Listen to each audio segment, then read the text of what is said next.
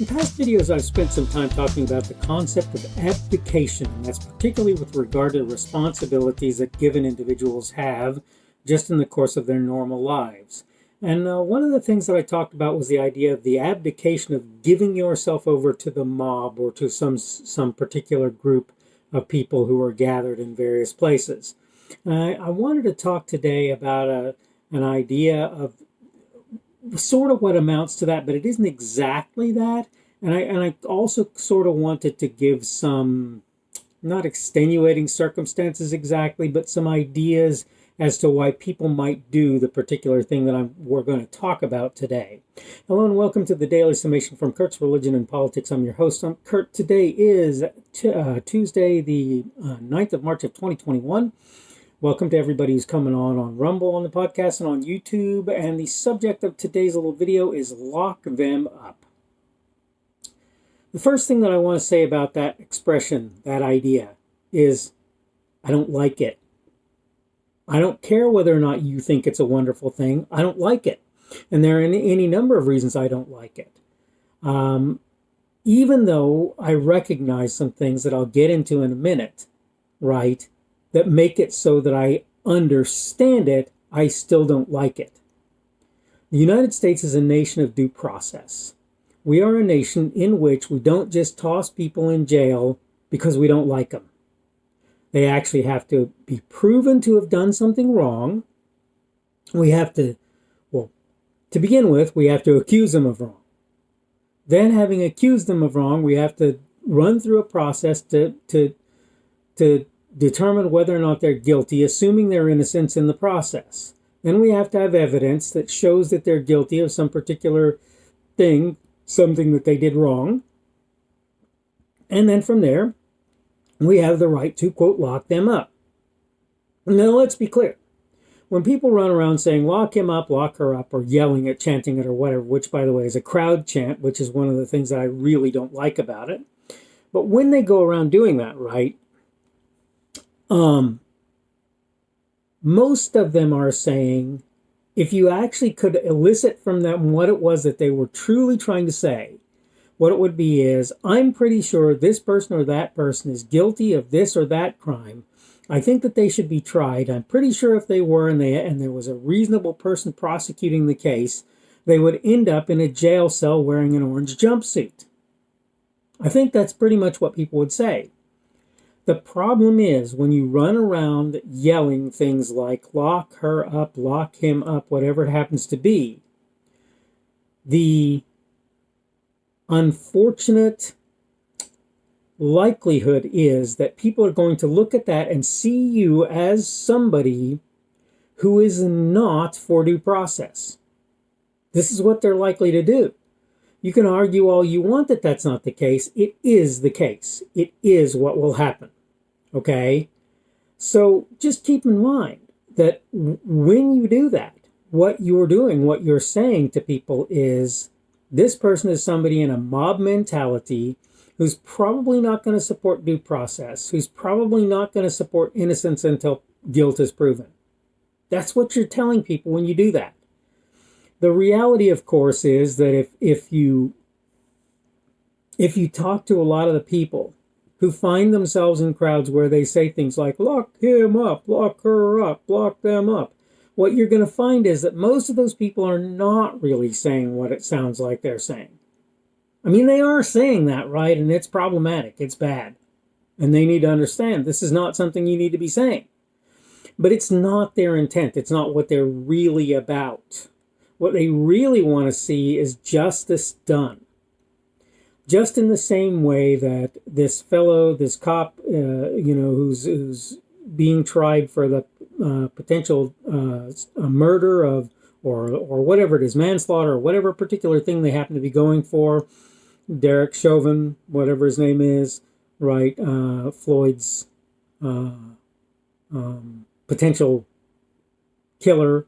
We don't really know how that's all going to work out in the long run. But the point is that just like in his case, I want to see due process occur. I want to see the thing go the way it's supposed to go. I want to see a court put in session. I want to see indictments handed down if it's reasonable for that to happen.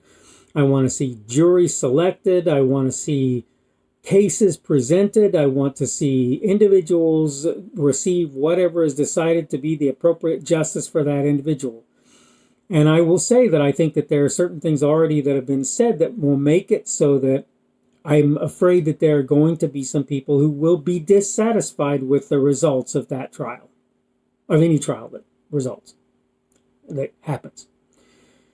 That being said, I don't say about Mr. Chauvin whether or not he's guilty, lock him up, because that's not my job. It's not that I don't have my personal opinion on whether or not he ought to go to jail if he did wrong. Personally, I think anybody who doesn't think he ought to go to jail if he did wrong, is kind of, I don't know about jail. It should not be punished in some way if he did wrong. Whatever that looks like, I don't know. I'm not smart enough to answer that, right? I don't know what he's guilty of to begin with, so I can't say. The same applies to people like, for example, Hillary Clinton or Bill Clinton or Nancy Pelosi or Chuck Schumer or any other politician. I don't care if they're liberal or conservative or who they are. If they've done wrong, if there's a suspicion that they've done wrong, what should be happening? Donald Trump. If there's a suspicion that they've done wrong, what should happen is there should be an orderly process under which determinations are made as to what actually happened, what was right, what was wrong, what was done, what wasn't, whether or not somebody did something that they should have not have done, whether there are actual legal ramifications, what should happen if those legal ramifications exist, right? Should the person go to court? What should happen? Should they at least be removed from office? But on the other hand, are they actually guilty? And if they're not, should they be left alone? And should we stop hounding that individual for what it appears like they've done? The point of all that I'm saying at this point is this. I don't like the idea of people tromping around yelling, lock, blah, up, lock, blah, up. In fact, I don't really care for chants at all. Forgive me, I don't. I don't like that whole thing. Because what happens is a bunch of people get together and on the most basic level, they bond. And it doesn't matter if they totally disagree on higher levels, on just about every higher level, and wouldn't agree on who should have what happen to them along the way. They bond on this very basic level, on this very primal level. And those people forget who they actually are and what they support on higher levels. And let me just tell you something. One of the things that distinguishes humanity from the rest of the animals is our ability to function on higher levels. And if you're not willing and able to do that, I really kind of question what's going on with you.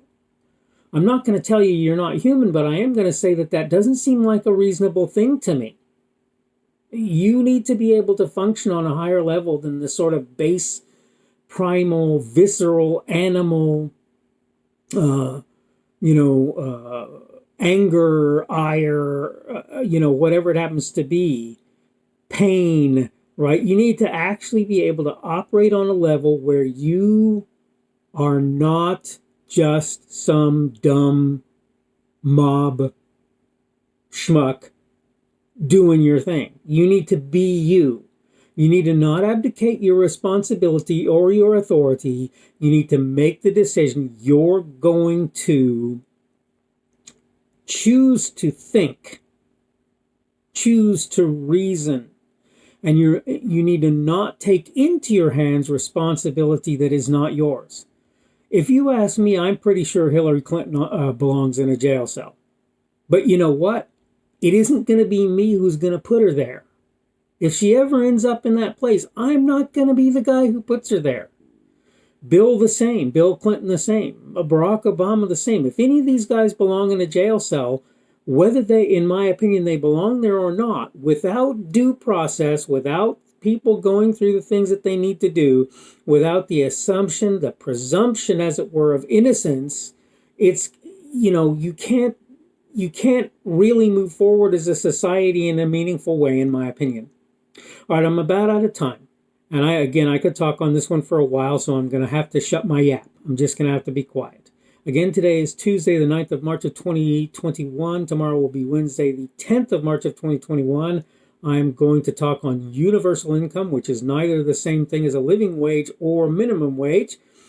Tomorrow. It's a very important consideration, and one with which, by the way, I disagree on a number of bases, and I'm going to hopefully try and raise those tomorrow. Hope you're doing well today. We're getting a little bit cooler today, but still quite nice out there. I am enjoying myself, though I'm having to work a little bit harder than I'd like to at this point. That's just how that is. I'm, like I say, still everything is going pretty well for me, and I hope that things are going well for you as well, and hopefully we will see you again tomorrow. The speaker on this edition of the Daily Summation is Kurt Schubert. This video is recorded on Tuesday, March 9th of 2021. The Daily Summation is created for Kurt's Religion and Politics.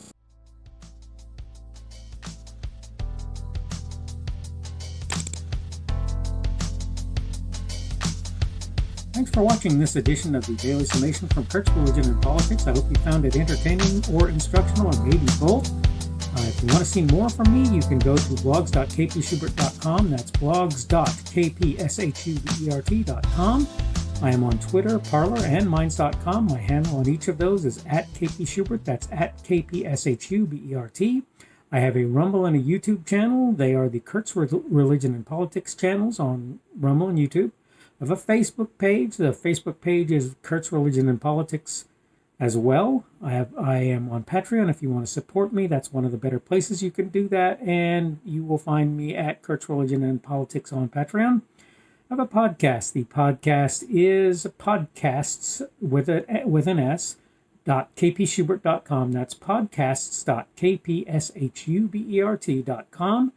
I think you should be able to find me with relative ease on Apple Podcasts, Google Podcasts, and Spotify as well. The best way I find to do that is to look for Kurt's Religion and Politics. You can try to use the Daily Summation. I find that it doesn't work as well as a general rule, but you can always try that. I'm glad to have you aboard today, and hopefully we will see you again tomorrow.